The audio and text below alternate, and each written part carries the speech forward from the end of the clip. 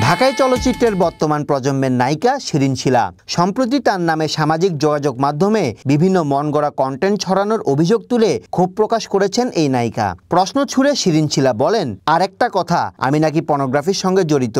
আমি যদি এসবের সঙ্গে জড়িত থাকি তাহলে কিভাবে একজন অভিনেত্রী হলাম? আমার যদি পর্নোগ্রাফির কোনো ভিডিও বা লিঙ্ক থাকে তাহলে আজও কেন সেটা প্রকাশ পায়নি? অভিনেত্রী আরও বলেন, আমি একটা ভদ্র ফ্যামিলির মেয়ে। কিছু ভিডিওতে দেখলাম আমাকে দেহ ব্যবসায়ী বলা হচ্ছে। এগুলো সম্পূর্ণ মিথ্যা, সম্পূর্ণ গুজব। আমি জানি না কারা আমাকে নিয়ে এসব নিউজ করছে, তবে যারাই করছে তাদের প্রত্যেকের বিরুদ্ধে আইনানুগত ব্যবস্থা নেব।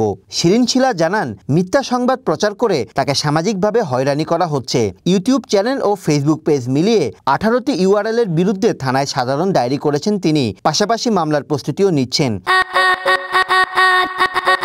কয়েকটি ফেসবুক পেজ ও ইউটিউব চ্যানেলে এই নায়িকাকে নিয়ে বিভিন্ন প্রতিবেদন প্রকাশ হয়, যেখানে দাবি করা হয় সরকার পতনের পর যুবলীগের শীর্ষ এক নেতার সঙ্গে গা ঢাকা দিয়েছেন তিনি। বিষয়গুলো নিয়ে চরমভাবে ক্ষেপেছেন শিরিন শিলা। প্রথম দিকে এসবে নজর না দিলেও এখন বাধ্য হয়ে আইনের আশ্রয় নিচ্ছেন তিনি। সম্প্রতি ফেসবুকে এক ভিডিও বার্তায় এমনটাই জানিয়েছেন অভিনেত্রী।